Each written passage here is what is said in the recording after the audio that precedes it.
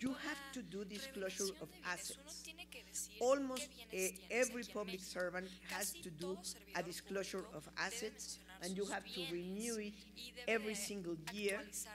And there is a punishment if you don't do it.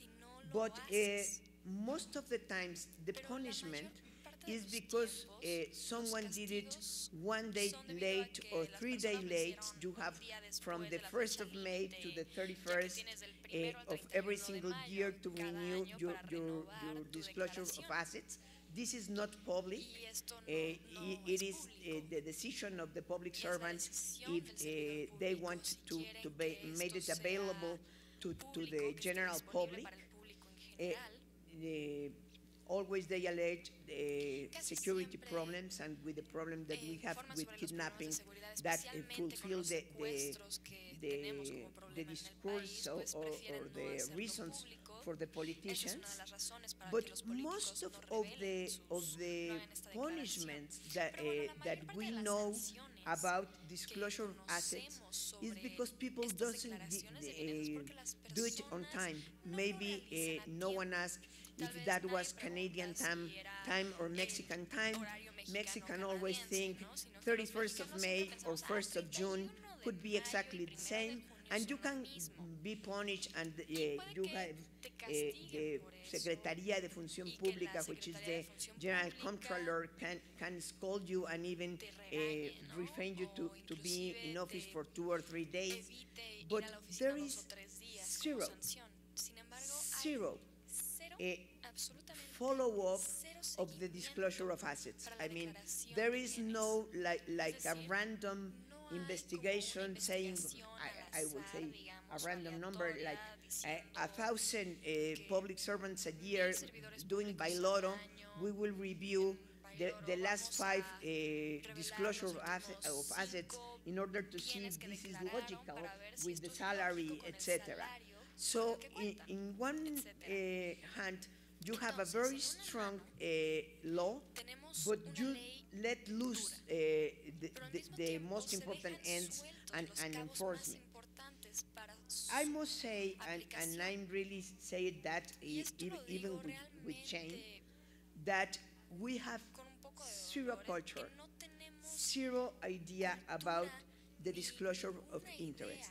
Actually, this is a very, very new discussion in Mexico, and it is very well related, as you can imagine, with the political scandals of the last year.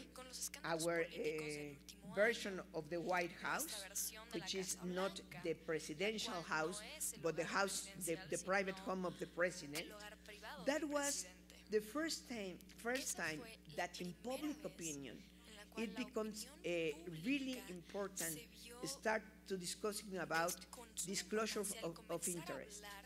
And up to now, both political parties and government have no idea how to implement a politics.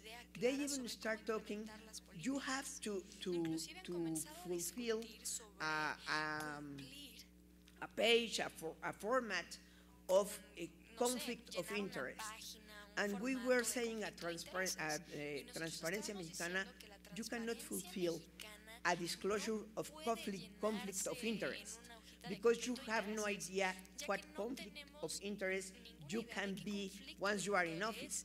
You have to disclose your interest so that in the near future, once you are in office, you can say, and people can know, hey, you cannot participate on that decision because of your interest. You actually have a conflict of interest. That is a very new discussion in Mexico, very raw discussion, and quite so important. As well as we don't have this tradition of disclosure of interest, and we are really starting to discuss that, we have also a very, very weak culture of integrity.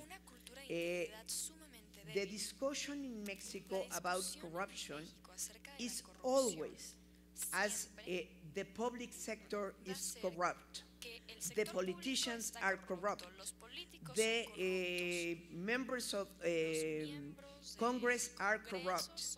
And it just happens to be that the private sector is better than angels. I don't know who corrupt politicians, congressmen, congresswomen, and candidates if the private sector is so clean, so good, so perfect.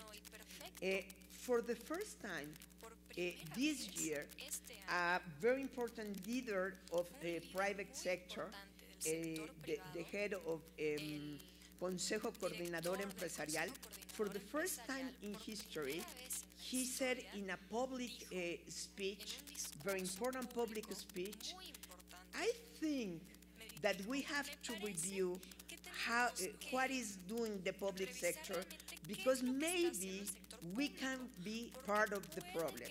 That was the soft language that he uses, and I'm not exaggerating that. Needless to say that there is not one single public code of conduct of the private sector on how to relate with the public sector. Things that our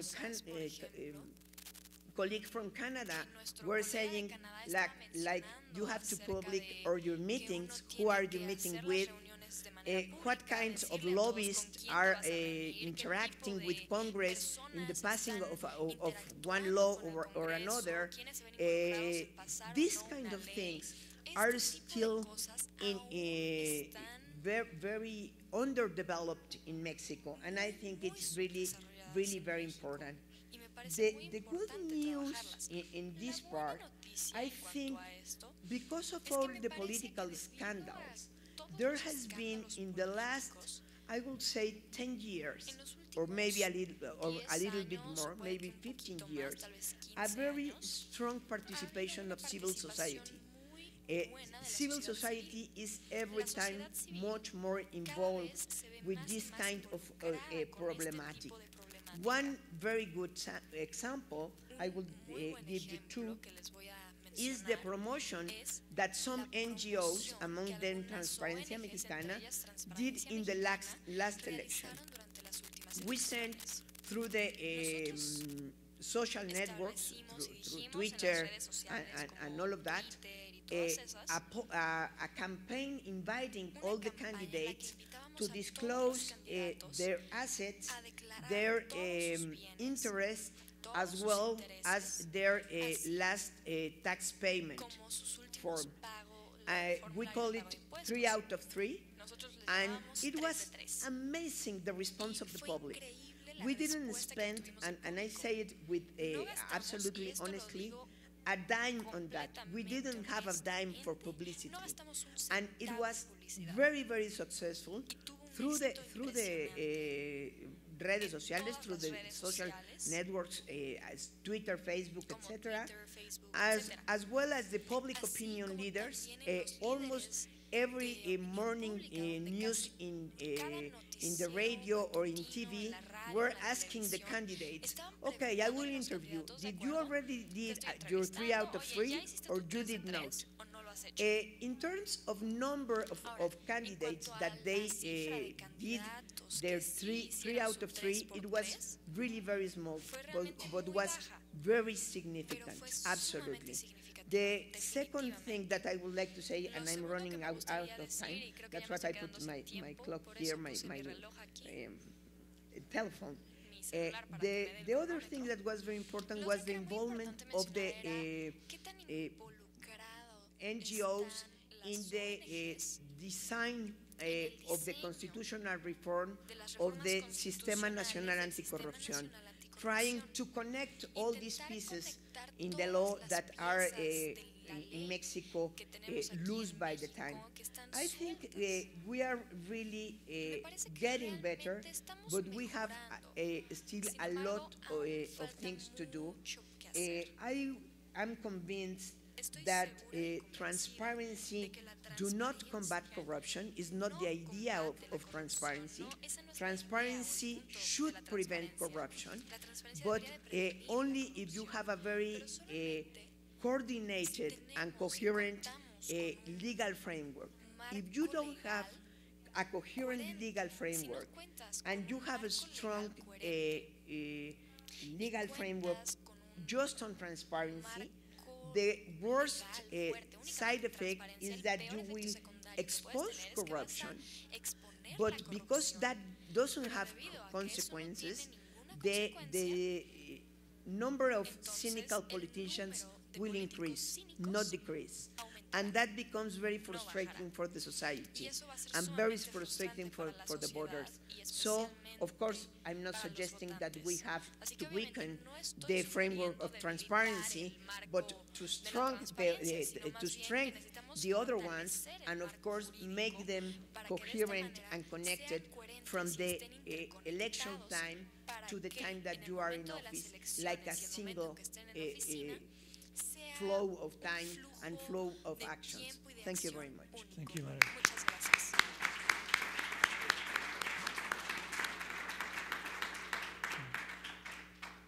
Thank you so much. And you raised many issues similarly to the previous speakers about the approach to make it more holistic, comprehensive, and also putting emphasis on the partnership of actors, reaching out to the private sector, the donors, and of course mobilizing the civil society.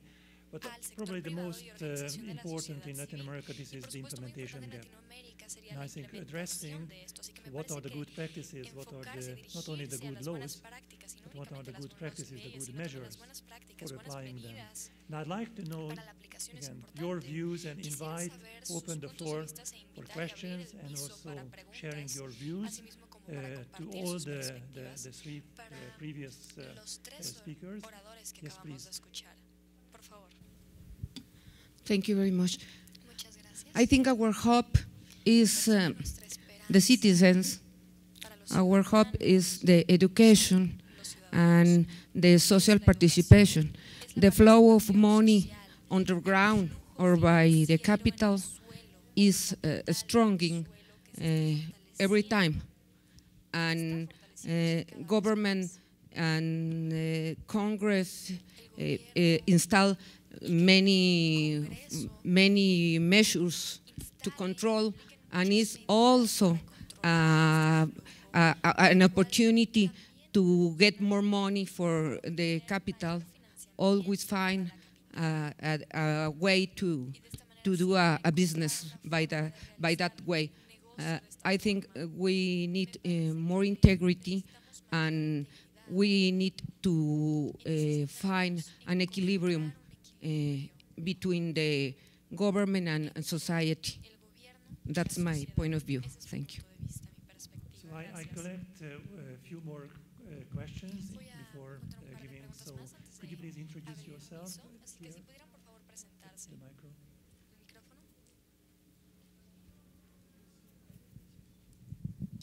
My name is Obi Ezekwesili. I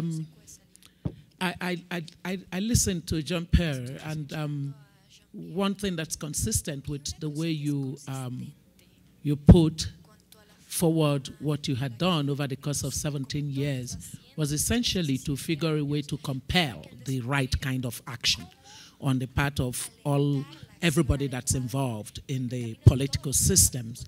And I totally just believe in that. I believe in the fact that we must always find the points of pressure that would compel people to do the things that they would not ordinarily want to do, because there are consequences for doing the wrong things. But there is a larger issue that I see as we discuss this problem globally. What happened to just basic decency of political leaders? When you look around the world, you almost feel like, we're left with the kind of people who ordinarily would attract this attitude of politicians, oh, they are no good. How did we lose that whole essence of leadership? And how can democracies now begin to pay a new attention to the matter of grooming leadership in a way that at least presents a cycle of leadership of people who have basic decency, so that when the laws are there, they don't spend their time trying to subvert the laws. I know that that's more of moral suasion, but the truth is we cannot run societies just constantly trying to find who has cheated on something to catch them. There is something that's fundamentally thwarted in our politics of today.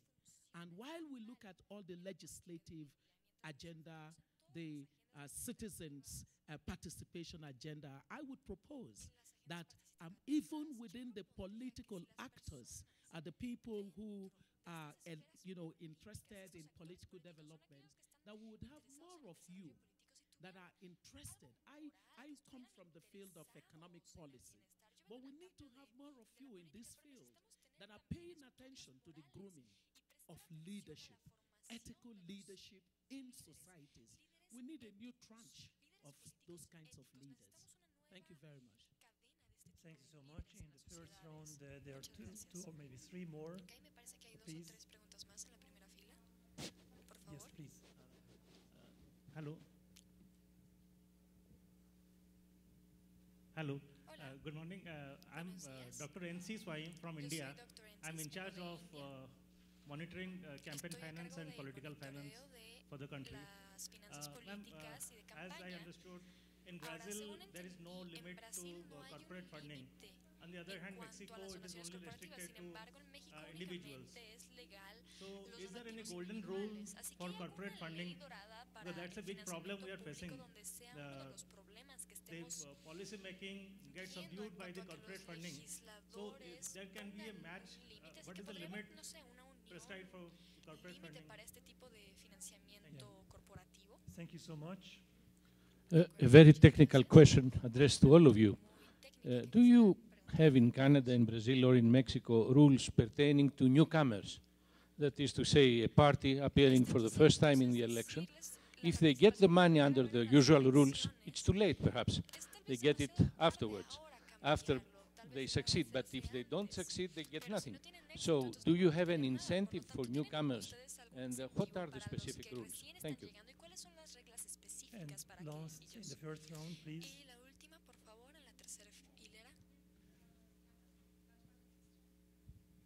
Gracias, buenos días. Carlos Arreola, estudiante de San Luis Potosí. Nada más preguntar en experiencia de Brasil y de Canadá, ¿qué tanto se interesa la sociedad civil por el tema de la fiscalización de los partidos políticos? Porque, por ejemplo, en México es un poco complicado, ¿no? Se realiza constantemente fiscalización y se publica, se transparenta en qué se gastan el dinero público los partidos políticos y sin embargo no hay mucho interés por parte de la sociedad. La iniciativa 3 de 3 marcó un referente, pero solamente en cierto sector de la sociedad. Y si sí hay un interés grande, ¿qué medidas han tomado para esta participación o interés o en las páginas de internet? O sea, medidas para transparentar, pero más allá de transparentar, hacer accesible la información sobre fiscalización a los partidos políticos. Gracias. Muchas gracias. Now invite Maria, Ana, and also Jean-Pierre to reflect some of these questions.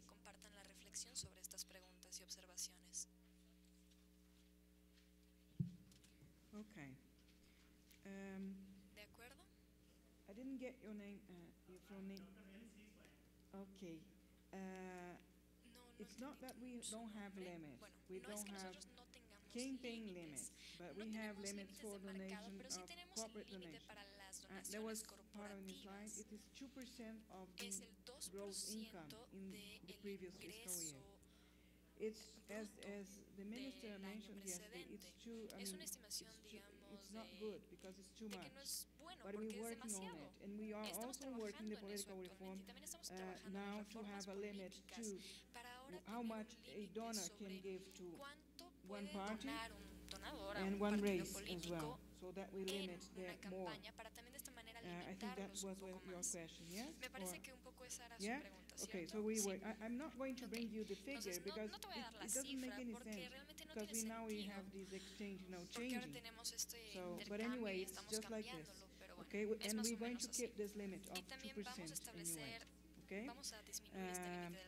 Also, about the newcomers, I think we have too much incentive to newcomers. You know, in the last Congress we had 5 new parties, because we have, that's also an issue in Congress nowadays, and they passed legislation to somehow hinder that, but still, new parties, they have access to public funding and airtime throughout the year. They're trying to limit that because it's really difficult, you know, we have too many parties now. And they have access to airtime, campaign airtime, proportional to the representation. But then what happens in Brazil with that? It's funny, but somehow we manage to have parties with elected members because they part switch. So they migrate, you know, from one party to the other. So I think that's not an issue for us. New parties have been helping. What you mentioned about transparency, the guy from Mexico, I think the minister mentioned that we have the accounts are in the internet. All this data I got, I had no privilege access. I mean, I had the access that any citizen could have. So we have systems in the chamber that work with this data. Sometimes when it's kind of difficult, then we go to the EMB and get, oh, what does that mean? But we have transparency, it's law in Brazil, and the EMB is working to make the disclosure faster, even faster. And to what the lady there said, I think that's the problem of the framework of democracy we have today. It's based on competition. Competition for posts, competition for parties, I mean for offices, for competition for seats, and we don't have that virtuous democracy we used to have, and we used to think of. So it's the system. We don't look at education, we don't look at parties as organizations. So I don't know how we're going to shift that, but that's why I proposed the positive agenda somehow. Yeah? Okay.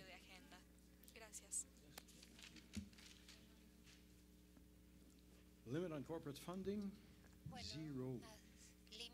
A corporation does not vote. A corporation has the opportunity to influence when it is, as I was saying earlier, approaching the public office holder. That is it. No union either. No other person. A human being is at the core of democracy. The limits have to be reasonable. I heard one of our speakers yesterday say, I was not influenced by the people who gave to me. Very good, but it's not up to him to decide that. It's up to us to decide what it is we accept. So the limits have to be something where we know a person cannot be bought, a reasonable person. With respect to leadership, the vast majority of people who go into politics are ordinary people like us who want to serve the public. They will be faced with temptations, and that's what we try to head off. How many Mandelas will we have in our societies? Not many. And the people will simply have to accept that this is the way that things get done. That it is going to be people who are interested in authority, maybe power. When you shift from authority to power, you get another mindset. But that's why we have the checks and balances in the system. And what people have to understand is that you cannot ask someone to have done nothing wrong in their past and yet have all the experience in the world to lead the country. That's not possible. And part of democracy is accepting that about our leaders. Our job is to keep them in check. And if we get a Nelson Mandela, we thank God. But we're not going to get one at every election in every country. We have the people. We have to get accustomed to that idea. With respect to rules on new parties,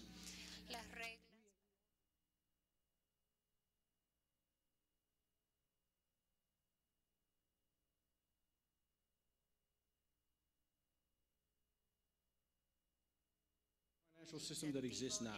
Every party is the same, every candidate is the same. So it's when you feel that candidate can start to receive monies through credits that the person makes, okay? And if that person achieves 5% electoral success, we'll give you 60% back of your expenditures. That is the only form of incentive, and that has not created any major problem for us. And in terms of openness, in answer to our friend, I did not get the full question because I was fidgeting with my gizmo here. Transparency, the timeliness of transparency is also vital. And I think that this is what was at the core of the thing. I'll also comment further on a comment that was made, if I may. Yes, it is late when a person is already elected to tell them about or to check their assets. But what happens in Canada is very simple. The political parties have set up quasi-secret ethics commissions inside the parties. And everyone who wants to be a candidate has to fill out a 30-page questionnaire. I'm exaggerating, it may only be 20. But they have to reveal everything. Past relationships, outside the marriage, anything that they have done with respect to money. And the parties, the major parties, check all of this out. And you don't get to be a candidate. You cannot try to be the candidate if you don't meet their test. There is some contestation that this is secret, that, you know, and what I will tell you is, knowing Canadians as I do, within a few years, it will be public. Because this is the type of thing that they will not be able to keep secret no matter how much they try. People will say, we want to know that too. Okay? And that maybe goes to the core of the leadership as well. We want to know absolutely everything and make that determination. And that helps to undermine, you know, the people who would want to go to a certain extent, which is a question that was raised a little earlier. You cannot expect perfection from people who have done nothing in the past and to be ready for public office. We will have to reconcile ourselves to that as citizens who want democracy. Thank you very much. I think it was clear that in Mexico there is no possibility for any corporate to give money, but there is no limit that the owners of the enterprises of the corporations can give money. One of the things that was clear in the year 2000, that was the first year that the disclosure of the donors took place, was that Carlos Slim and all his family, every single member of the family, donate the top limit, the top amount permitted to every single candidate to the presidency. He wants to be sure to be in good terms with all of them. And he was very annoyed when that was made public, and he recognized that that was the law, but that was it. Among about the question about newcomers, Mexico has a very, very strict regulation in order to become a comer. You can register a party only once every 6 years. After the presidential election, you have to fulfill quite a lot of requirements. You don't receive public money in order to make all the things that you are required in order to obtain registration, but you have to disclose to the authority every single expense that you did during this process. If after a process of 1 year you get the registration, you have access to public funding. When I said that it is divided between 30% and 70%, the newcomers take part in the 30%. Of course, not in the 70 because they have no votes yet. And for the next election, you have to have 3% of the votes in order to remain in the game. The big discussion now is what about independent candidates or candidates with no party. This is a very new figure in Mexico. We used to have the same as in Brazil. There was no possibility to go to the elections if you were not a member of the party. This is a new figure. They put a lot of Legal restrictions, I think the parties a year ago were absolutely sure that no single independent candidate will be able to be registered as a candidate. For their surprise, there were a few of them registered and a few of them won. The most important one, or the most notorious one, is the governor of one of the most important Mexican states. Well, it's very unfair to say most important states, because that means other are less important. One of the biggest states in Mexico, which is Nuevo León. And the big question there is that he had access to public funds, but very small amount of public funds. And there was a contradiction in the law between the obligation that you have to have a majority of public funding versus private funding. If you apply this rule to independent candidates, there is no way to have a decent campaign, because they have a very little amount of money from public funding.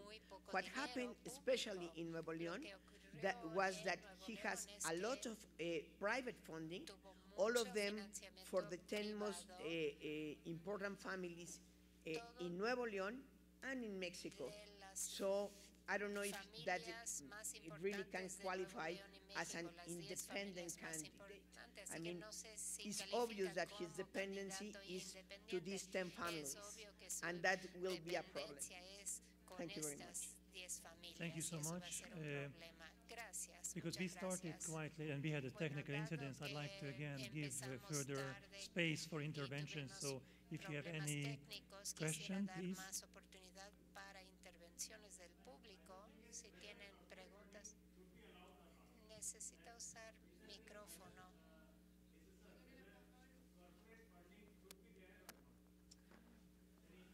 Okay.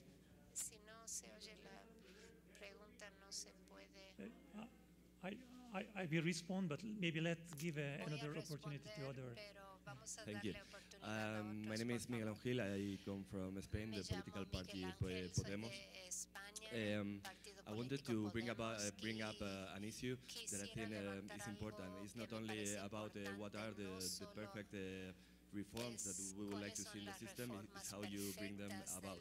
And normally I think we need to acknowledge that the main blocks to achieving these reforms are political parties themselves. There is an inherent conflict of interest of political parties as legislators and the object of legislation. And I think that's very important with funding, because not all have the same structure of incomes. But also, in general, there are three main things that define the political party system. That is the internal democracy, the electoral law, and funding. No? So when it comes to these three topics, I think this an idea or an observation. It would be interesting to open up the discussions, the participation, and the decisions to more than only the political parties. And I think there are interesting examples out there, beginning with the so-called Wiki Constitution in Iceland. I think there is an interesting little experiment in the British Columbia, in Canada, where the parties decided to give an assembly of citizens the power to change the electoral law, so that they wouldn't have any conflict and they would accept what comes out of there. So I just want to know your opinion about this new way, let's say, to extract in a way the conflict of interest that the political parties have, open up the discussions and the decisions to a broader base. Thank you. Any other? Yes, please.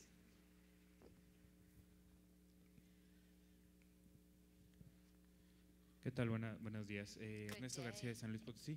Mi pregunta va un poquito más enfocada a una cuestión que se discutió hace unos momentos en relación a los partidos políticos y el financiamiento público. La pregunta es muy específica. Ayer se comentó que en el caso de Colombia, los partidos políticos que incurrieron en una violación al reglamento electoral podrían eliminar el Tribunal Electoral esa candidatura para esa región en específico. En México, bueno, esto no sucede. Sin embargo, ¿qué podríamos hacer en relación a los partidos que violentan estas normativas y que, bueno, o sea, y que no están apostando más a una cuestión de consigo más financiamiento público para pagar las sanciones que me están realizando en relación a las violaciones que yo tengo de estos reglamentos? ¿Qué podemos hacer? Y un poco enfocado a la política colombiana o un poco enfocado a un modelo global o a un modelo más regional que nos pudieran resolver esta duda que creo que es importante resolver. Is there any final view question from the floor? Otra pregunta o perspectiva del público?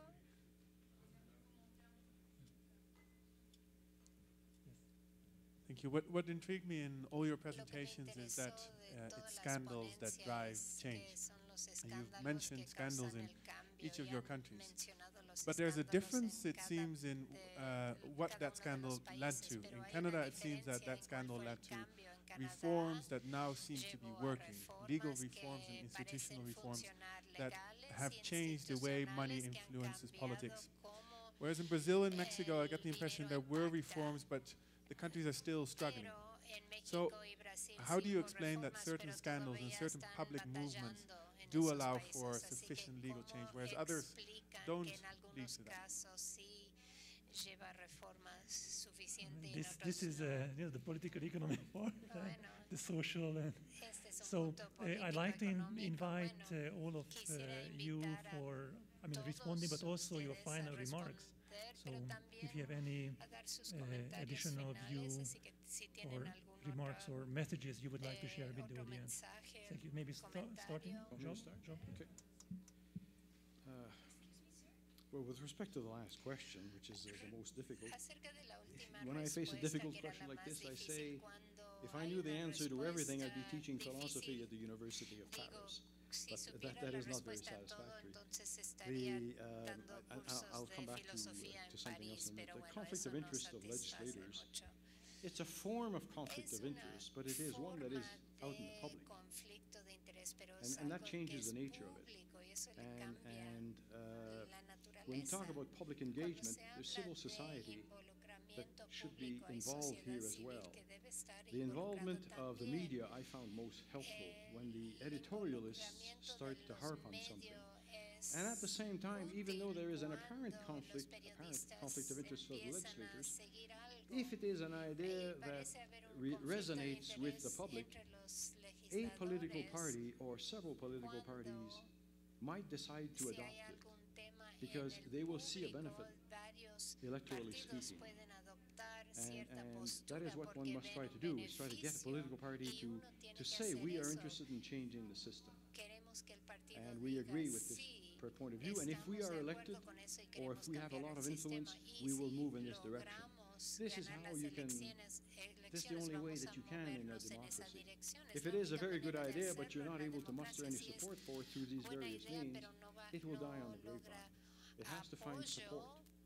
And the involvement of civil society, as I was saying, is part of it. Now, the assembly in British Columbia was an excellent idea, except what the Prime Minister was, the Premier of the province, not the Prime Minister, we call him Premier in the province, said that for these measures to be accepted, the public in the referendum must accept them 60%. Well, he only got 58. So you get 58% in a democracy, but oh no, I said it was 60. This was not very nice. This was not really. So this was a perfunctory attempt at giving power to the people. If it had been 50, okay, then I would have said, that's a democracy. You know, you only need, he only gets 40% of the votes and he gets a majority government, but he wants 60% of the people to vote for change. So there was a flaw in that basic system. What happens to political parties that break the law? Bring them to court. There's a law, bring them to court. There's an investigator, a commissioner who investigates. There's a director of public prosecutions who prosecutes. And the courts will decide. It's not an electoral authority that decides. And in Canada, it's the ordinary courts that decide. And this occurred with this prime minister when he broke the law, when his party broke the law, and it took my last election, 2006. It took years for the matter to go through the courts. The party eventually had to admit that it had done wrong. At the same time, individuals in the party were accused, and if they had been found guilty, that would have been possibly jail time. And I think that that is an important feature. I mean, fines are okay. Political parties have money, they'll pay the fine. But if the heads of those parties, the people who are doing the cheating at the top, know that they can go to jail, that will cut the steam out of that activity very fast. And I want to come back to your question and give a more serious answer than what I've said. It comes back to the other answer that I gave about involving the public. Plus, the fact is that when there's a scandal in Canada, it does not mean that the situation was totally intolerable. There's been a lot of building. We've been a democracy since 1867, even before then when we were still colonies. And so we've built on that. And the electoral body in Canada was created in 1920. So there's a whole ethic that has developed around these things. And what we're doing is building each step of the way. We have an independent Supreme Court. We've had it for time immemorial. We've had an Auditor General, the first person who came even before the Chief Electoral Officer in 1897, answering directly to all of these institutions add to the strength of a society to accept that there are some flaws and to move towards a better improvement. But as I said before, there is never anyone who seeks perfection when they do the changes. It's always the gradual, which is why we're at the stage that we are. And I could spend half an hour telling you what I think there are other changes we could make in Canada right now. Thank you.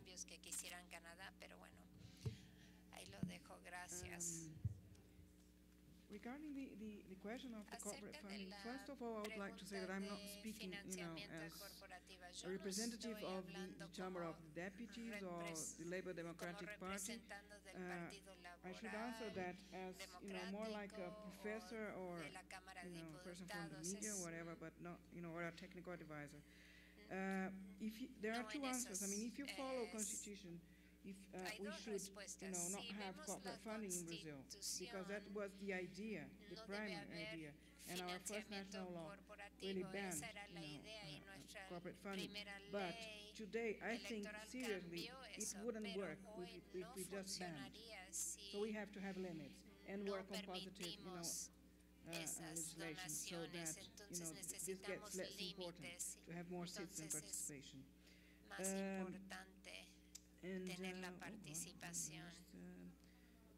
Okay, the things about, sorry.